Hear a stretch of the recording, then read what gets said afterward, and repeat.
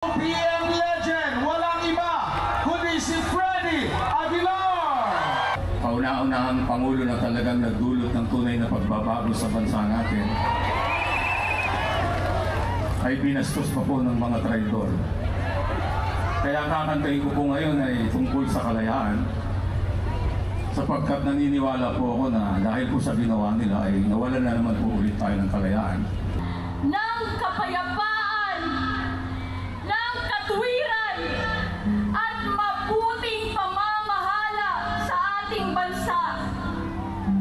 Naghahanap tayo sa bansang ito ng katahimikan, ng kahusayan, at ng katuwiran sa ating bansa, lalong-lalo na sa pamamahalang ito. At tayo po ay kumakatok sa kaharian ng Diyos sa mga sandaling ito, Amang makapangyarihan. Buksan po ninyo at ibigay niyo po ang biyayang aming hinihingi, sapagkat sinabi niyo po ang lahat ng humihingi ay inyong bibigyan. Lahat po ng kumakatok ay bubuksan at lahat ng naghahanap ay makatatagpo. Ngayon, ang panahong ito upang tayong lahat, ang buong Pilipinas, lalong-lalo na dito sa pangunguna natin sa Liwasang Bonifacio, ay magtaas ng ating kamay at gabayan tayo ng ating dakilang Ama. Alisin ang kadiliman dito, alisin ang mga nagdudulot ng kadiliman, at ang isang mabuting pamamahala ang kanyang ihandog at ibigay sa atin upang tayo ay tunay na makaramdam at magkaroon ng karanasan ng tunay na bagong Pilipinas. Bago sa puso, bago sa pag-iisip, bago sa lakad sa buhay na walang bisyo, lalo na ng droga, at lalong-lalo na ng mga kriminalidad na ating nakikita sa ating kapalibutan. Naway gabayan tayo ng ating dakilang Ama, pangunahan tayo at basbasan tayo sa ating mga dalangin ngayon. At ako'y naniniwala sa pamamagitan ng anak, ang kasagutan ay kanya lang ipinagkaloob sa atin sa mga sandaling ito. Makikita natin bubukas ang langit para sa ating lahat, at ang ating pagbabagong inaasam at inaasahan ay may pagkaloob sa atin sa bandang huli ng ating mga panalangin dito. Makikita natin ito at tayo ay kanya-kanyang magpapasalamat sa Kanya. Patay ang ating Diyos.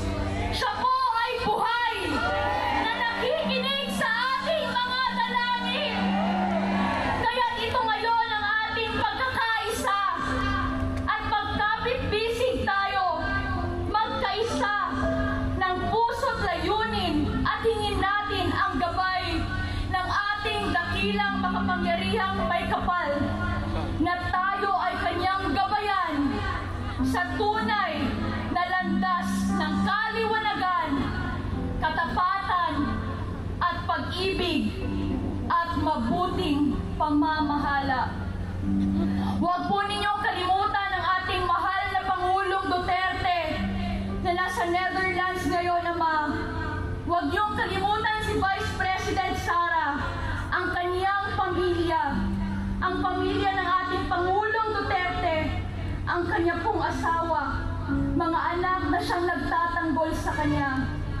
Nakita natin kung ano ang nangyari sa kanya doon sa Villamor Air Base. Wala pong kagalang-galang, walang respeto na hinila ang kanyang mga kasamahan. Pati siya ay pinagsabihan pa ng hindi maganda. Hindi po ito gawa ng Diyos. Ito ay gawa ng masamang espiritu. Talagang sinisikil ni Satanas na nagkatawang tao ang mga taong ginagamit ng Diyos sa kaliwanagan upang ang peace and order at ang kasaganaan ay mapapa sa ating bansa. Ayaw talaga ni Satanas yun. Kaya ngayon, tumatahak tayo sa kadilimang ito. Pero mas makapangyarihan ang Diyos kaysa anumang galamay ng kasamaan. Let us overcome evil with good by our united prayer. Na lahat tayo, anuman ang relihiyon ninyo, wala na pong diskriminasyon ngayon. Magkaisa tayo bilang Pilipino at ialay natin ang ating bansa sa ating poong may kapal. At alam kong ang kasagutan ay kanyang ibibigay sa ating lahat sa pangalan ng ating dakilang Ama, ang ating Panginoong Hesukristo. Itong lahat ay magkakaroon ng kasagutan at tayong lahat ay magkakaroon ng liwanag, magkakaroon ng kasaganaan at magkakaroon ng kapayapaan at kasiyahan sa ating buhay na ang ating pong hinihingi ay kanyang ibibigay. Maraming salamat po at pagpalain tayong lahat ng ating dakilang Ama. Amen and amen. Palakpakan po natin ang ating dakilang Ama. Muli, on behalf po of Pastor Apollo Sisimuloy, mabuhay po ang Pilipinas, mabuhay po si Tatay Digong. Maraming salamat po. Sino po ang naniniwala na sinagot na ang ating mga dalangin ng Diyos Ama? Paniwalaan po natin mga kababayan ang ating mga dalangin. Sa mga sandaling ito, sino po ang nakakaalala sa tugtog tuwing papasok po si Tatay Digong pag tinatawag na siya? Ano ang titulo ng kantang yun? Ipaglalaban ko. Tayo ay pinaglaban din ni Tatay Digong. At ang may likha ng kantang yun ay makakasama natin ngayong gabi.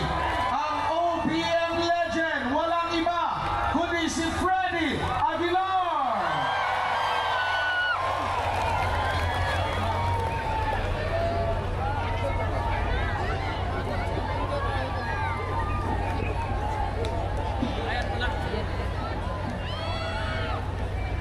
Magandang gabi po sa inyong lahat.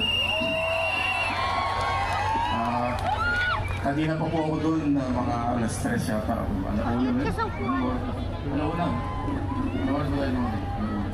Kanina pa po kami doon at tulad din po ninyo, kami po ay hindi napagkakatulog ng tama mula nung trinaikot po nila yung minamahal nating Pangulo. Kauna-unahang Pangulo na talagang nagdulot ng tunay na pagbabago sa bansa natin ay binastos pa po ng mga traidor.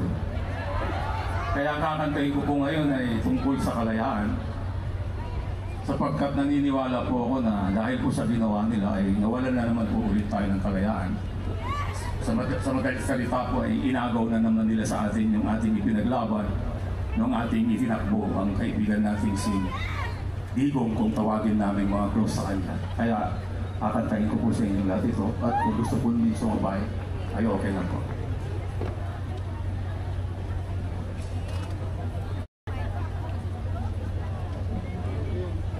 Ang bayan kong Pilipinas, lupain ng hintod bulaklak, pag-ibig ang sa kanyang alat, nag-alay ng ganda't dilag, at sa kanyang yumi at ganda, dayuhan ay nahalina. Bayan ko, biniyag ka, nasadlak sa dusa.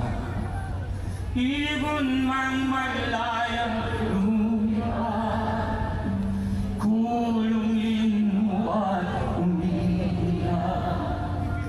Bayan pa kayang sakdal nila, ang dimag na sang makakas. Pilipinas kong minuda, hugad ng luha ko't danta, aking alita, makita kang sakdal